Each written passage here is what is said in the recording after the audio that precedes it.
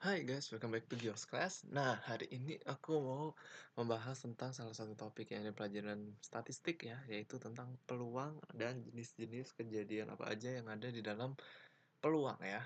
Nah, jadi di sini aku akan membahas tiga jenis kejadian yang ada dalam topik peluang ya, yaitu saling asing atau mutually eksklusif, saling bebas atau independen, dan tidak saling bebas atau dependent. Nah, oke, kita mulai dari yang pertama dulu ya, yaitu saling asing atau mutually eksklusif. Nah, apa sih sebenarnya kejadian saling asing atau mutually eksklusif itu ya? Oke, nah kita aku akan jelasin definisinya dulu ya. Nah, jadi kejadian saling asing atau mutually eksklusif itu adalah jika, oke, ganti warna ya. Jika kejadian pertama dan kedua tidak dapat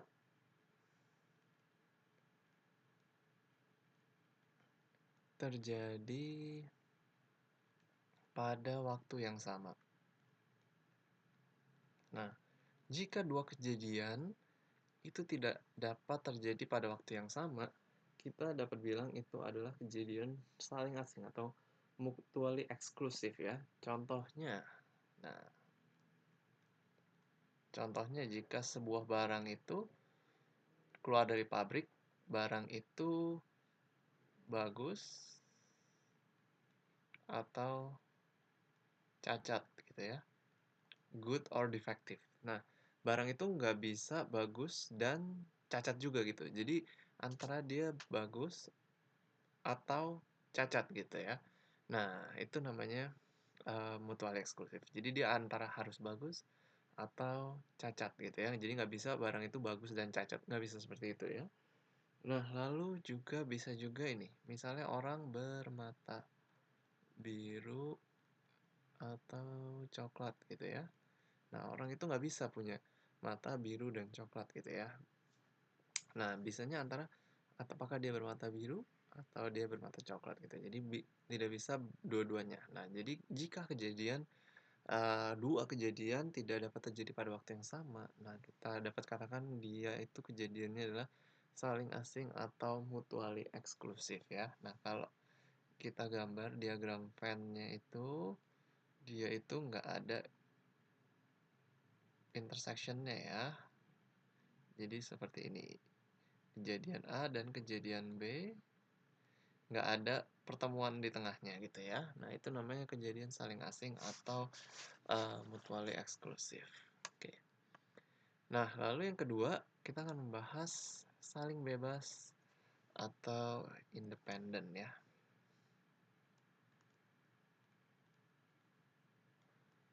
Saling bebas atau independen. Nah, apa sih kejadian saling bebas atau independen itu? Nah, definisinya dulu ya. Nah, definisinya itu adalah jika suatu kejadian tidak tidak mempengaruhi ya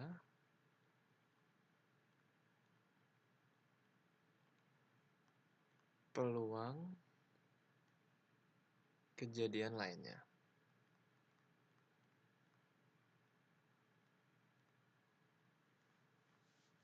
Jika suatu kejadian tidak mempengaruhi peluang kejadian lainnya. Nah, itu kita bilang saling bebas atau independen. Nah, contohnya adalah ketika koin dilempar ya. Nah, ketika koin pertama dilempar, koin dilempar, nah itu akan ada dua pilihan di mana koin itu menunjukkan sisinya gitu ya. Nah, koin dilempar bisa ada dua pilihannya ya. Kalau biasanya kita nyebutnya head, kepala, atau ekor ya, head and tail. Nah, jika koin pertama dilempar, bisa head and tail ya. Nah, lalu jika koin itu dilempar lagi, Nah, maka yang muncul itu juga akan ada head and tail lagi gitu ya. Nah, lemparan kedua itu tidak dipengaruhi oleh lemparan pertama. Maksudnya hasil lemparan kedua itu bisa head atau tail lagi, tidak bergantung dari hasil dari lemparan pertama itu antara dia head atau tail. Maksudnya dia tidak mempengaruhi. Misalnya dia dapat pertamanya head, akan kecenderungannya kedua head juga. Itu tidak ada seperti itu ya. Jadi lemparan yang pertama tidak mempengaruhi lemparan yang hasil dari lemparan yang kedua. Nah, itu kita dapat katakan bahwa kejadian itu adalah independen ya, tidak mempengaruhi peluang dari kejadian lainnya. Oke. Nah, lalu yang ketiga ya. Yang ketiga itu adalah tidak saling bebas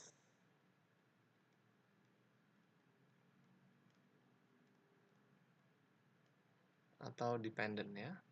Nah, apakah maksudnya tidak saling bebas atau dependent ini? Nah, definisinya adalah jika suatu kejadian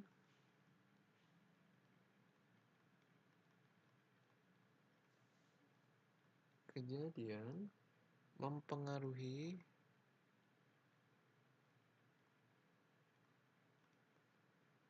peluang kejadian lainnya.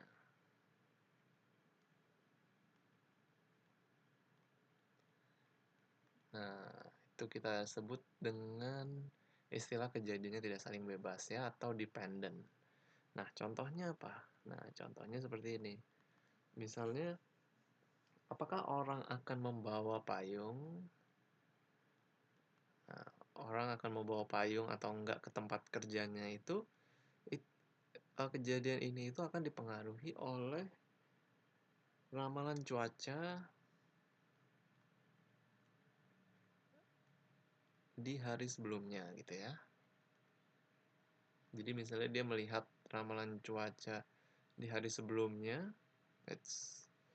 nah misalnya dia melihat bahwa besok akan hujan, pasti dia akan kemungkinan peluang dia membawa payung akan lebih besar jika dia melihat ramalan cuaca kemarin dan mengatakan bahwa besok tidak hujan. Nah, seperti itu ya. Jadi ramalan cuaca ini, kejadian ini mempengaruhi peluang dia akan bawa payung apa enggak gitu. Nah, itu namanya peluang kejadian ini berarti dipengaruhi oleh kejadian sebelumnya gitu ya. Nah, itu kita sebut dengan kejadian tidak saling bebas atau dependent gitu. Nah, aku ada beberapa contoh lagi ya untuk mengilustrasikan apakah kejadian itu mutually eksklusif atau tidak, atau kejadiannya itu saling asing atau tidak. Nah, aku akan kasih beberapa contoh nih ya. Misalnya, oke. Nah, ini aku garis dulu ya. Berarti aku udah selesai bahas yang ini. Nah, aku coba kasih contoh. Coba kalian tebak apakah ini mutually eksklusif atau tidak gitu ya.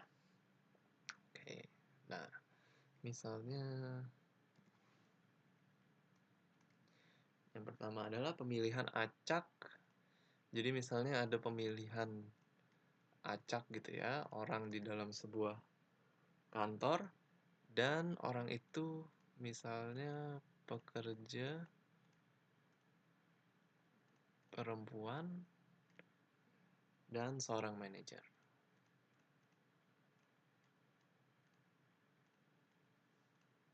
Nah, menurut kalian apakah ini pekerja perempuan dan seorang manajer itu apakah dia saling asing atau mutually eksklusif atau enggak ya? Nah, jawabannya adalah dia tidak mutually eksklusif ya, atau tidak saling asing ya.